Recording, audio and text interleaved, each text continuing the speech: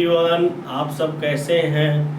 मुझे उम्मीद है कि आप सब बहुत अच्छे होंगे, लाजवाब होंगे और अपने पढ़ाई को बहुत ही बेहतरीन तरीके से कर रहे होंगे।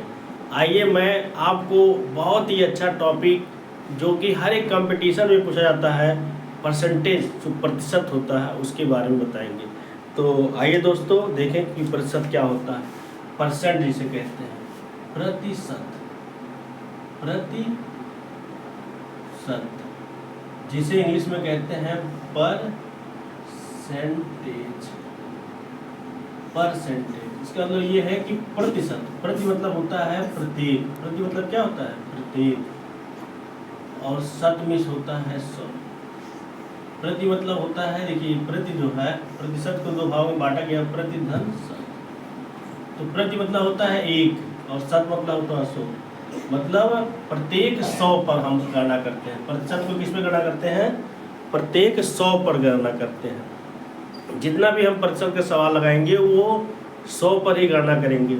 जैसे मान लीजिए कोई भी संख्या है और जिसे मान लीजिए लिखा है कि x% मतलब होता है x बटे 100 होता है। परसेंट मीन्स बटे 100, प्रति 100 मतलब नीचे 100 हो जाता है। इसी को हम x का दर भी कहते हैं। x% को x का दर भी कहते हैं।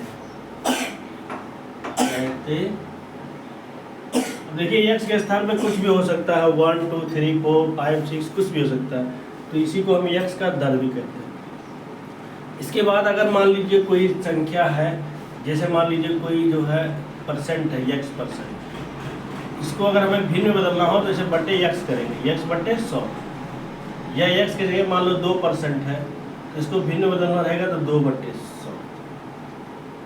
तो मतलब ये है कि अगर परसेंट किसी भी संख्या को भिन्न में बदलना हो तो हम 100 से क्या करते हैं, भाग करते हैं इस तरह से। लेकिन अगर हमें किसी भी भिन्न संख्या को परसेंट में बदलना हो, जैसे 1/2 है, इसको परसेंट में बदलना हो तो इसमें हम 100 से क्या करेंगे, गुणा करेंगे। 100 से क्या करेंगे, गुणा करेंगे इस तरह से। तो 2 पंचे 10 हो गया बराबर 50%। तो इस तरह से आप समझ गए होंगे कि अगर किसी भी परसेंट वाली संख्या को भिन्न में बदलना हो तो 100 से भाग करेंगे, और अगर किसी भिन्न वाली संख्या को परसेंट में बदलना हो तो हम 100 से क्या करेंगे, गुणा करेंगे। तो मुझे उम्मीद है कि इतना आपको अच्छे से समझ में आ गया होगा। अब मैं बताऊंगा नेक्स्ट कि जो है इसके बाद है कि प्रतिशत वृद्धि, प्रतिशत वृद्धि का नियम, प्रतिशत वृद्धि का नियम, प्रतिशत वृद्धि का नियम। प्रतिशत वृद्धि का नियम ये है कि मान लीजिए कोई संख्या है, उसमें अगर हम 10% की वृद्धि करें तो उसका जो नया मान आएगा वह 100 पुराने मान का 110% हो जाएगा।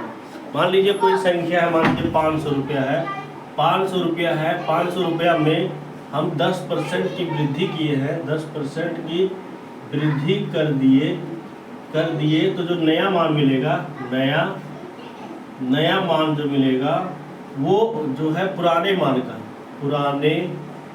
मान का 110% हो जाएगा। क्योंकि हम 100 पे गणना करते हैं तो 10 बढ़ रहा है, इसलिए 110% हो जाएगा। अब पुराना मान कितना है, 500 रुपया का में इस गुणा और 110% में बटे 100 कर दीजिए। इस तरह से इसको काटिए, इसको काटिए। अब आ गया 11 × 5 = 55, 550 रुपये। तो हम कह सकते हैं कि प्रतिशत वृद्धि का नियम पहला ये है कि अगर कोई रुपया, कोई संख्या है, अगर उसमें हम 10% की वृद्धि करेंगे तो उसका जो नया मान मिलेगा वो पुराने मान का क्या हो जाएगा, 110% हो जाएगा। अगर मान लीजिए इसी में हम इसको मिटा दे रहे हैं, इसके बाद बता रहे हैं आपको, समझिएगा ध्यान से। और मान लीजिए प्रतिशत वृद्धि निकालना हो, जैसे कि आपने क्या देखा है कि मैंने अभी तुरंत बताया है कि मान लीजिए 500 रुपया था और 500 रुपया था, इसमें हम 10% बढ़ाए हैं तो नया मान जो निकला है वो 550 रुपया हो गया है। लेकिन अगर मान लीजिए दिया हो, प्रारंभिक मान दिया हो और अंतिम मान दिया हो, हमें परसेंटेज निकालना हो, कैसे निकालेंगे, कितना परसेंट की वृद्धि हुआ। तो प्रतिशत वृद्धि बराबर होता है, प्रतिशत वृद्धि बराबर होता है नया मान जो निकला है माइनस प्रारंभिक मान, मतलब शुरू में कितना रुपया दिया था, प्रारंभिक मान बटे, प्रारंभिक मान पे तुलना किया जाता है, प्रारंभिक मान हमेशा बटे प्रारंभिक मान। हमें परसेंट निकालना है तो गुणे 100 कर लीजिए। परसेंट निकालने के लिए क्या करते हैं, हम 100 से गुणा करते हैं, इस तरह से परसेंट करते हैं। तो नया मान कितना निकला है 550 रुपया, माइनस प्रारंभिक मान 500 रुपया था, बटे प्रारंभिक मान 500 गुणे 100, तो परसेंटेज लगा दीजिए इस तरह से। तो देखिए 550 में से 500 जाएगा तो 50 आएगा, और बटे 500 गुणे 100, 2 0 कट गया, 10 आ गया। इस तरह से 10% आएगा नहीं है। तो हम कह सकते हैं कि अगर हमें नया मान दिया हो, मतलब प्रारंभिक मान दिया हो, शुरू में कोई वस्तु है, किसी वस्तु का कीमत दिया हो, और उसमें 10% वृद्धि करके जो नया मान दिया गया हो, या इस तरह से दिया गया हो किसी वस्तु की कीमत 500 रुपया है, तो उसमें कितने परसेंट की वृद्धि कर दी जाए कि उसका रुपया जो है उस वस्तु की कीमत 550 हो जाए, तो कितने परसेंट की वृद्धि की जाए, तो उसको निकालने के लिए प्रतिशत वृद्धि बराबर हो जाएगा नया मान माइनस प्रारंभिक मान बटे प्रारंभिक मान गुणे 100, और परसेंटेज लगा दीजिए। तो इस तरह से आप निकाल सकते हैं।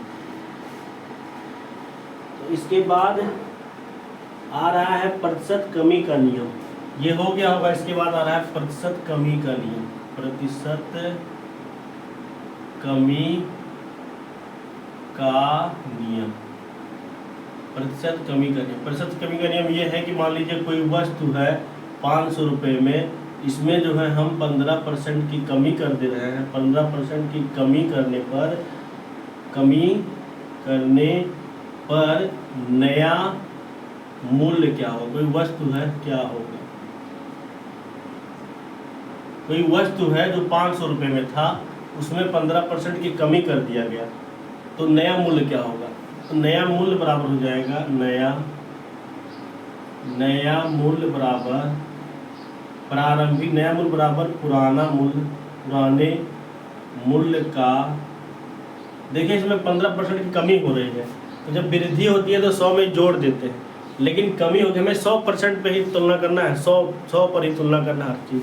तो वृद्धि हो रही, देखिए शुरू में वृद्धि हो रहा था जोड़ रहे थे हम, अब कमी हो रहा है 15% घटाएंगे, तो 100 में से 15 जाएगा, कितना आएगा, 100 में से 15 जाएगा 85%, तो ये हो जाएगा 85%, मतलब पुराने मूल्य का 85। नया मूल्य क्या मिलेगा, पुराने मूल्य का 85%।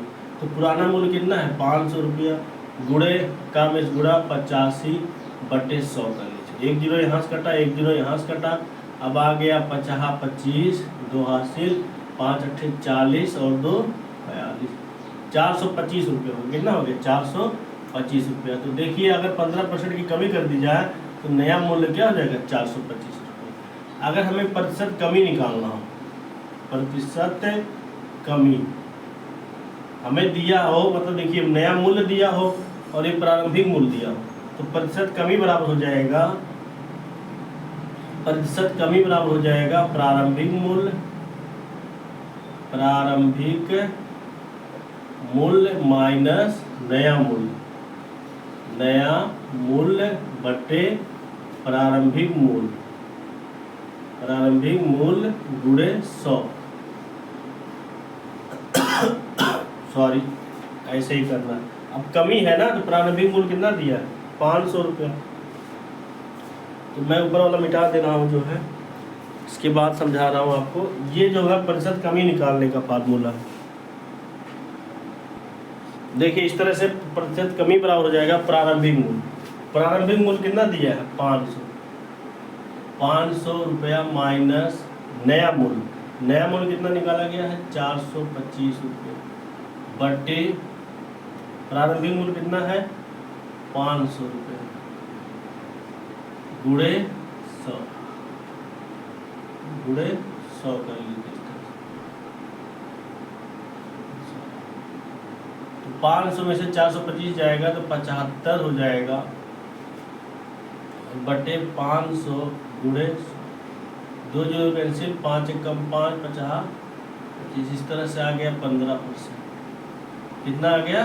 15%। तो जो प्रतिशत कमी हो रहा था 15% वो निकल गया कि नहीं? अगर देखिए नया मूल्य दिया हो, मतलब प्रारंभिक मूल्य दिया हो और नया मूल्य दिया हो, तो प्रतिशत कमी भी हम निकाल सकते हैं। मतलब 500 रुपये कोई वस्तु है, उसमें कितना % की कमी कर दी जाए कि उसका रुपया, मतलब उसका मूल्य 425 हो जाए, तो कितने % की कमी करने का फार्मूला ही होता है प्रतिशत कमी बराबर प्रारंभिक मूल्य माइनस नया मूल्य बटे प्रारंभिक मूल्य गुणे 100%। और इस तरह से आपको समझ में आ गया होगा। अगर मान लीजिए प्रारंभिक मूल्य दिया हो और 15% की कमी करने पर दिया हो, तो नया मूल्य निकालना हो, तो नया मूल्य जो होगा पुराने मूल्य का जितने % की कमी हो ना 100 में से घटा दीजिए, तो उसी का हो जाएगा बराबर।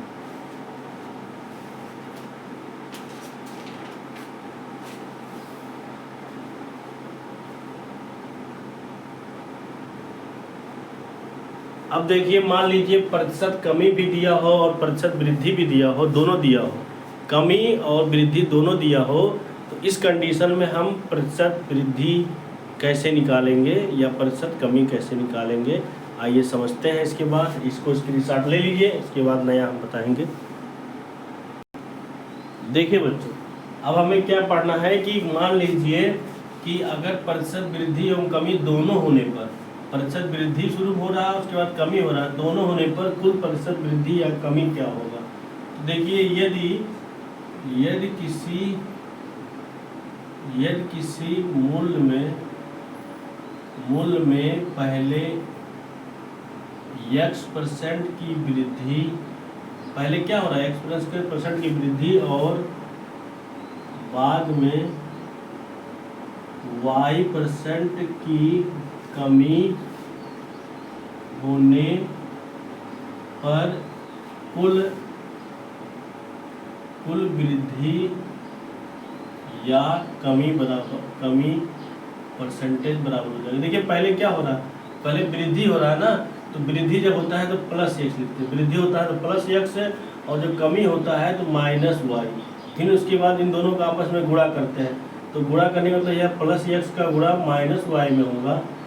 इस तरह से यहाँ प्लस रहेगा और बटे 100 कर दिया जाता है।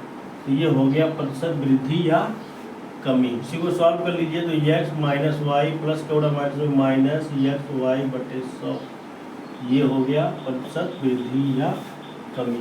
तो हम कह सकते हैं यदि किसी मूल्य में पहले x% की वृद्धि हो, फिर बाद में y% की कमी होने पर कुल वृद्धि या कुल कमी % के बराबर इतना हो जाएगा। वृद्धि होगा तो +x रहेगा, जितना वृद्धि होगा उसे प्लस के साथ दिया जाएगा, जो कमी होगा तो माइनस के साथ, फिर वृद्धि और कमी का गुणनफल कर लिया जाएगा, मतलब चिन्ह के साथ बटे 100, उसका % लगा दिया जाएगा। जैसे मान लीजिए एग्जाम्पल है, उदाहरण है, कोई वस्तु है पहले जो है पहले 10% की वृद्धि हो रही है, किसी वस्तु के मूल्य में पहले 10% की वृद्धि, फिर बाद में 5% की कमी हो रही है, कमी तो कुल प्रतिशत परिणाम क्या होगा, कुल प्रतिशत परिणाम रिजल्ट क्या होगा, तो ये हो जाएगा। तो देखिए पहले वृद्धि हो रहा 10% ना, तो +10 लिखिए, 10% की वृद्धि हो रहा है, फिर कमी हो रहा है तो 5%, और फिर प्लस इन दोनों का गुणा 10 गुणे -5 बटे 100 % की तरह। इस तरह से देखिए 10 में से 5 जाएगा 5, और प्लस का गुणा -50 बटे 100, 1 0 0 कटा, 5 एकम 5 5 दूनी 10, तो 5 - 1 बटे 2%। इसको हल कर लीजिए, 5 दूनी 10, 10 में से 1 जाएगा 9 बटे 2%, 5 दूनी 10, 10 में से 1 जाएगा 9 बटे 2%, काट दीजिए, 2 चौक 8, 2 पंचे 10 बराबर 4.5% की कुल प्रतिशत परिणाम आया, 4.5%। तो बस आज मैं इतना ही आने दे रहा हूँ, और इसके बाद अगले मतलब लेक्चर में बताऊँगा, और आप सब इसका स्क्रीनशॉट ले लीजिए। और आप सभी को वीडियो देखने के लिए बहुत बहुत धन्यवाद। ऐसे ही सपोर्ट करते रहिए, और आपका मतलब साथी हमेशा ऐसे ही अच्छे वीडियो बनाता रहेगा, जो आपके भविष्य को संवार सकता है, आपके भविष्य को बना सकता है। बहुत बहुत धन्यवाद। Thank you so much.